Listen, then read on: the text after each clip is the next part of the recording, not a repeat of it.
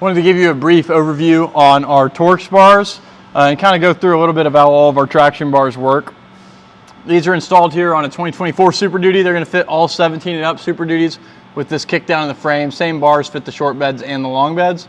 These are our Torxz bars, and they mount right here to this little frame part, but we also have traction bars that can mount, that are universal and can mount to any part of the frame up here. All of them mount a similar way, and this is what makes our bars different than anyone else. We have urethane bushings on, this is the frame side of the bar. You can see those bushings installed right here.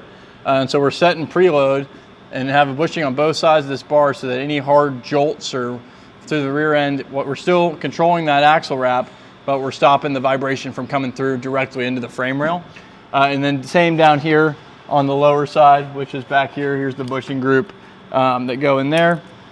And so we're mounting to the bottom of the U-bolt hanger, basically right here. So we have an under axle plate. This is our universal plate, but we also have ones that go under the factory bottom plate and retain the factory bottom plate. They work with your factory size U-bolts if you're not lifting the truck. If you are lifting the truck, you're going to need longer U-bolts regardless. And so that bar is going to bolt in at the bottom back here, up top back here, and that's going to control all of our axle wrap. So especially once you lift the truck, but even stock height trucks benefit a ton from this, and every truck should have it, honestly. You're going to be able to brake harder, take off faster.